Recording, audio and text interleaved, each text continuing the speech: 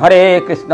আমার প্রিয় কৃষ্ণানুরাগী সজ্জন শ্রুতিমণ্ডলী, সবার শ্রীচরণে এই অধমে সশ্রদ্ধ দণ্ডবোধ প্রণতি জ্ঞাপন করি। এইভাবে গাছে ফুল ফুটেছে সতরজতম, বেছে নেমান তারি মাঝে যেটি সর্বতম। সত্য ফুলে কষ্ট পাবি, রাজা ফুলে রাজা হবি। তমা ফল তুলতে গেলে, তমা ফল তুলতে গেলে হবি নরাধম, বেছে নেওয়ার তারি মাঝে যেটি সর্বোত্তম। কবির ভাষায় বলি, ধূসর মরুর সর্বকে সদেক যদি স্বর গড়ো, একটি জীবন সফল করা তার চাইতে অনেক বড়। আমরা মন্দির মসজিদ গির্জা বাড়িয়ে চলেছি, কিন্তু মনুষ্যত্ববোধ বাড়াতে আমরা পারছি না। মানুষ সুবিচার দিতে অক্ষম। বর্তমানে আমরা দেখছি উপরওয়ালা সুবিচার অবশ্যই দেবেন, চিতাব জ্বালায় দগ্ধ করাবে এবং পশুকুলে জন্ম দেবে। বহু রকম দান দেওয়া হচ্ছে, কিন্তু তথ্যজ্ঞান দানের অনুষ্ঠান তেমন হচ্ছে না। ভোগের আনন্দে মানুষ বেঁচে উঠেছে, ত্যাগের সুখ বুঝবে কেমন করে? যারা নিজের ভালো বোঝে না, যারা সমাজের ভালো করবে কেমন করে?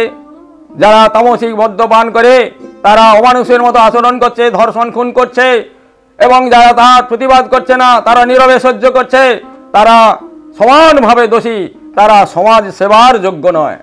একজন অন্ধ কখনো অপর অন্ধকে পথ দেখাতে পারবে না।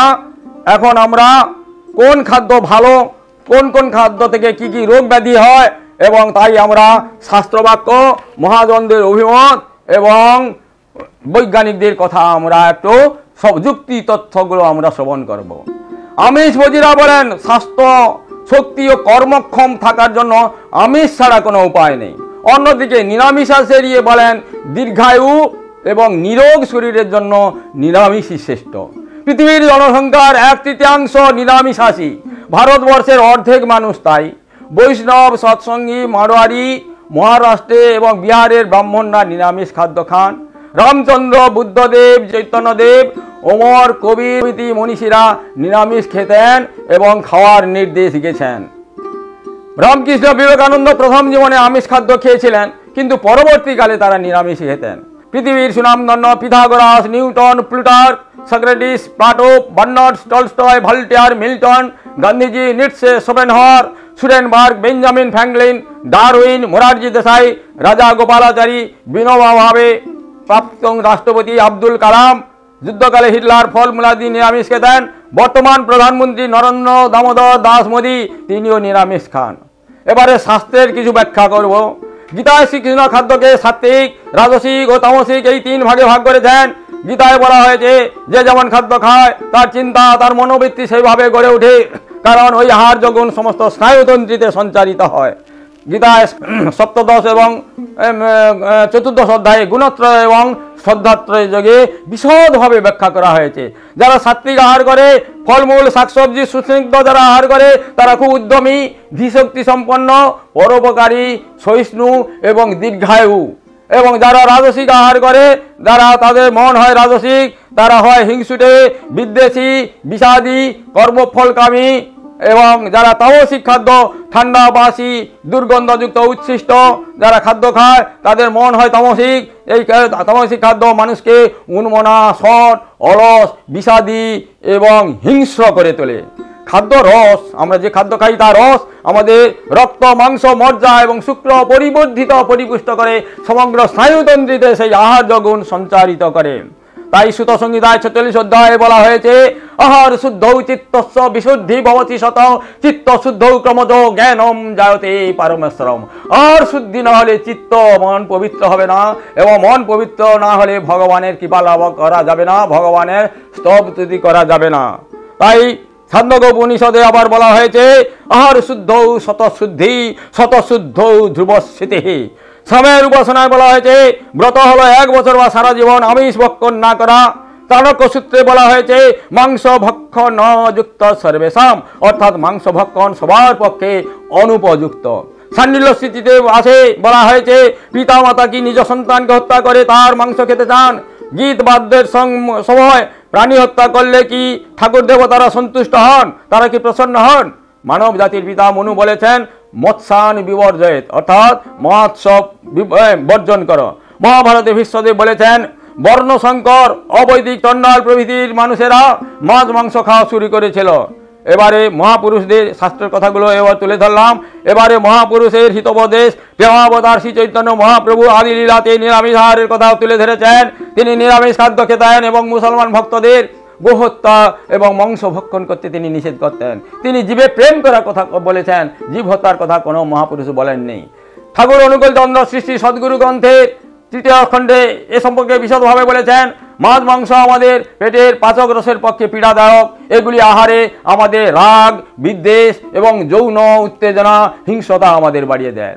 স্বামী বিবেকানন্দ জ্ঞান যোগে বলেছেন আমি সম্পূর্ণ নিরামিষ ভোজি না হতে পারি, কিন্তু নিরামিষ আহারের উপকারিতাটুকু আমি বুঝি। ঘটনা বিশেষ ইহা গ্রহণ করতে বাধ্য হলেও আমি জানি ইহা অন্যায়। আমি আদর্শের অমর্যাদা করে আমার দুর্বলতা করা সমর্থন করার কথা আমি বলবো না। তিনি কি বলেছেন? জীবে প্রেম করার কথা। জীবে প্রেম করে যেই জন সেই জন সেবিছে ঈশ্বর। ঈশ্বর সেবা করতে হলে জীবীকে ভালোবাসতে হবে, মানুষকে ভালোবাসতে হবে। প্রাণীকে, আপনাকে একটা সুচ পোড়ালে আপনার কষ্ট হয়, কিন্তু একটা প্রাণীকে যখন হত্যা করছেন, তাকে বাঁধা আছে, তাকে বলি দেওয়ার জন্য মায়ের কাছে, মা কালীর কাছে, তার চোখ দিয়ে জল পড়ছে, তার কম্পন আসছে, আমরা তার মনের কথা বুঝছি না।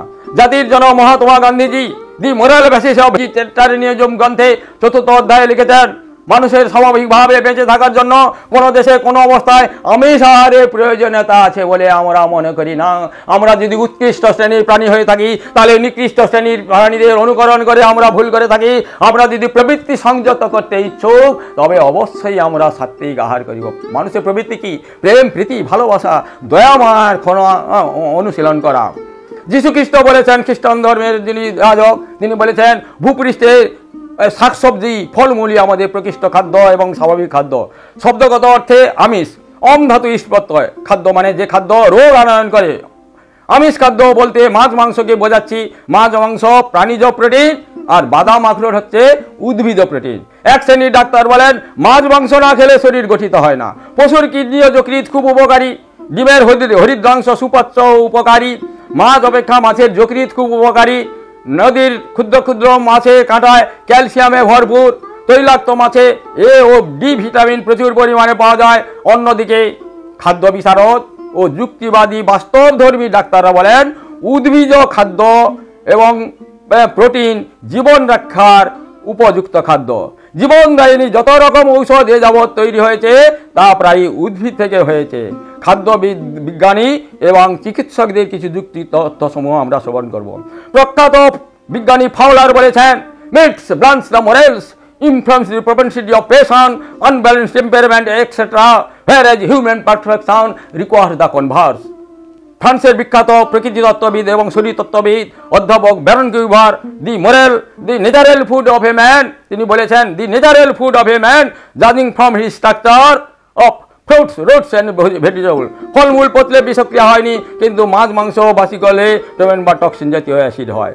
বিখ্যাত চিকিৎসক স্যার হেনরি থমসন এমডিএ ভার্সিভেস বলেছেন নিরামিষ খাদ্য হতে জীবন ধারণ ও বৃদ্ধি প্রয়োজনীয় সব কিছু উপাদান সংগ্রহ করা যায়। প্রয়োজনীয় তাপ ও বল দুই নিরামিষ খাদ্য থেকে পাওয়া যায়। প্রচলিত আমিষ খাদ্য অপব্যয়, অপচয় মাত্র, ইহা গ্রহণকারীর পক্ষে গুরুতর অনিষ্টের কারণ।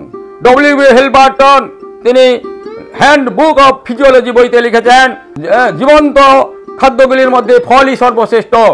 উদ্ভিজ খাদ্য রক্ত পরিষ্কার করে ও রোগ ব্যাধি দূর করে। আমাদের শরীরে অম্ল জাতীয় পদার্থ রোগ বিষ উৎপন্ন করে যা আমিষ খাদ্য থেকে উৎপন্ন হয়। উদ্ভিজ খাদ্যগুলি ক্ষার উৎপন্ন করে, রক্তের অম্ল বিষ নষ্ট করে এবং শরীরকে নিরোগ করে। দেহের আবর্জনা বিদায় করে দেয় এবং দেহের রোগ প্রতিরোধ ক্ষমতা বৃদ্ধি করে তোলে। জীবন্ত উদ্ভিজ খাদ্যগুলি প্রকৃতির শ্রেষ্ঠ ঔষধ। A C Selman the new health and longevities বইতে লিখেছেন ঈশ্বর যখন মানুষ সৃষ্টি করেছেন তখন তাদের প্রয়োজনীয় খাদ্য এবং সুস্বাদু ফলসমূহ তিনি সৃষ্টি করেছেন তাদের জীবন রক্ষার জন্য। ইংল্যান্ডের জেল রাড দি কেস ফর ভেজিটেরিয়ান গ্রন্থে লিখেছেন আমিষভোজী খাদ্যগুলির মধ্যে ক্যান্সার, টিবি এবং হার্টের ক্ষয় রোগের সমূহের আধিক্য খুব বেশি। নিরামিষ আহার জীবনের প্রতি মর্যাদাবোধ, পরানুকম্পা, প্রেম, প্রীতি ও ভালোবাসা এবং বাস্তববোধ জাগায়। নিউ ইয়র্কে একজন ডাক্তার অভিমত করে বলেছেন, প্রকৃতপক্ষে আমিষ হচ্ছে রোগের আকর, রোগের খনি। ডিম মানুষের স্বাভাবিক খাদ্য নয়। আমিষ আহারে স্নায়বিক দুর্বলতা ঘটে, আংশিকভাবে বা সম্পূর্ণভাবে পক্ষাঘাতগ্রস্ত বা রক্ত সঞ্চালন ক্রিয়ার ব্যাঘাত হওয়ার অন্যতম কারণ আমিষ আহার। ডক্টর ডেভিড স্প্রেড 1231 জন মানুষকে পরীক্ষা করে দেখেছেন এদের ধমনীতে কোলেস্টেরল আস্তরণ বেশি, আর এটি হচ্ছে অতিরিক্ত ডিমের কুসুম খাওয়ার ফলে। তিনি জানিয়েছেন আথেরোস্ক্লেরোসিস রোগের কারণ নিয়মিত ডিম খাওয়া। এই রোগটি করোনারি আর্টারি ডিজিজ বলে পরিচিত। যারা সপ্তাহে 3টি বা তার বেশি ডিমের কুসুম খান তাদের মধ্যে হৃদরোগের সম্ভাবনা ধূমপায়ীদের থেকে 3 গুণ বেশি। একটি মাঝারি ডিমে 186 মিলিগ্রাম কোলেস্টেরল থাকে। নিয়মিত ডিম খেলে কোলেস্টেরল, রক্তচাপ ও মধুমেহ রোগ বৃদ্ধি পায়। ডিমের মধ্যে প্রচুর পরিমাণে সালফার থাকে, ফলে মূত্রাশয় ও যকৃতের উপর চাপ সৃষ্টি করে। গবেষণায় দেখা গেছে সবচেয়ে বেশি ক্যালোরি পাওয়া যায় নিরামিষ খাদ্যগুলিতে। আমাদের দেশের পূজার নৈবেদ্য তার প্রকৃষ্ট উদাহরণ। ফলমূল পচলে কোনো বিষক্রিয়া হয়নি, কিন্তু মাছ মাংস বাসি করে খেলে বা পচলে বিষক্রিয়া হয়। সাঁওতাল, কোল, ভিল, মুন্নারা শিকারীরা তীরের ফড়ায় পচা মাছের রস লাগিয়ে শুকিয়ে শিকার করে। ওই তীরের আঘাতে আহত পশু পাখি রক্ত দুষ্টজনিত রোগে মারা যায়। মাংসাশী জীবদের উদস্ত নারী দেহের তুলনায় 3 গুণ, আর মানুষ জাতীয় জীবদের এন্থ্রোবয়েড দেহের তুলনায় 12 গুণ। এই সুদীর্ঘ পথ পরিভ্রমণ করতে মাংসাশী জীবদের থেকে 4 গুণ সময় বেশি লাগে। দীর্ঘ সময় অবস্থানের ফলে দেহে টোমেন বা টক্সিন জাতীয় বিষের সঞ্চার হয়, ফলে দেহের রোগ জয়কারী শক্তি কমে যায়। হাতি নিরামিষ খাদ্য খায়, প্রচুর শক্তির অধিকারী এবং মাংসাশী প্রাণীর অপেক্ষা নিরোগ এবং দীর্ঘায়ু। সে প্রচুর পরিমাণে পরিশ্রম করতে পারে। হাতির বুদ্ধিও প্রখর। নিরামিষ ভোজীদের দাঁতের সমান্তরাল গঠন, গাত্রচর্ম সছিদ্র, পরিশ্রম করলে ঘর্মাক্ত হয়। এদের লালা ক্ষারধর্মী।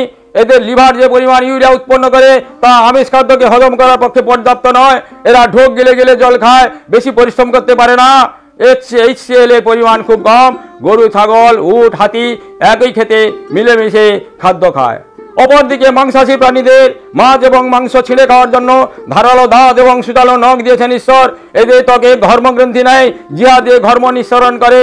জিহা দিয়ে চেটে চেটে জল খায়। পাকস্থলীর পাচন রসে উচ্চ পরিমাণে HCl উপস্থিত থাকায় মাংস সহজে হজম হয়। পরিশ্রম করলে হাঁপিয়ে পড়ে। কুকুর, বিড়াল, শিগাল, বাঘ খাওয়ার পেলে মারামারি আরম্ভ করে, কারণ খাদ্যগুণের প্রভাবে আচরণের এই তারতম্য লক্ষ্য করা যায়। পশু বলির নির্দেশ শাস্ত্রে নেই, জীবে প্রেম নেই, তাই হত্যার সময় প্রাণীদের কম্পন, কষ্ট ও চোখের জল মানুষের নজরে পড়ে না। অবক্ষপক্ষণে চিত্ত আপনিই অশুদ্ধ হয়, ফলে ভ্রান্ত জ্ঞানের উৎপত্তি হয়। ভ্রান্ত জ্ঞান যাদের, তারা নিষিদ্ধ কর্ম করতে প্রবৃত্ত হয়, তার ফলে মানুষ সর্বদা পাপ কর্মে লিপ্ত হয়। নিয়মিত মাছ মাংস মদ্যাদি গ্রহণে রাগ, বিদ্বেষ, কাম প্রবণতা বেড়ে যায়। মানুষ ক্রমশ অমানুষ হয়ে ওঠে। অভক্ষভোজী, আত্মনিয়ন্ত্রণ বিমুখ মানুষ অপরের ভালো তো করতে পারে না, নিজের ভালো তারা করতে জানে না। আজও পৃথিবীতে পূজা পার্বণে ব্রতীরা নিরামিষ ও হবিষ্যান্ন গ্রহণ করেন। কেউ মারা গেলে শ্রাদ্ধকর্তারাও আপনজনেরা নিরামিষ আহার করেন। ব্রাহ্মণ বাড়ির বেধবাড়ি নিরামিষ খাদ্য খান। আমাদের দেশে শৈবরা সোমবার, ঠাকুর অনুকূলচন্দ্রের শিষ্যরা শুক্রবার, কেউ বা শনিবার নিরামিষ খাদ্য খান। অনেকে মাদুরি, কবচ, শিকড় বা দৈব ঔষধ গ্রহণের সময় সাধু, পীর, মুর্শিদিগণের নির্দেশে মেনে ধারণের সময় নিরামিষ খাদ্য খান। দ্রব্যগুণ অবশ্যই আছে, কিন্তু নিরামিষ আহারের উপকারিতা আছে। নিরামিষ আহারে গুপ্ত রোগ অদৃশ্য হয়ে যায়, নিত্য নূতন রোগের সৃষ্টি হয় না। রামায়ণে পাওয়া যায় শ্রীলঙ্কার পুরোহিতরা নিরামিষ খেতেন। প্রাচীন মিশরের পুরোহিতরা, পারস্যের বিদ্বান ব্যক্তিরা ভূমধ্য সাগরীয় অঞ্চলে সমূহে ধর্মপ্রাচকরা মদ্য মাংসাদি খেতেন না। তারা বিশ্বাস করতেন জন্তুর খাদ্য মানুষের সৎ বিবেচনা শক্তি ও ধর্মরোধের অন্তরায়।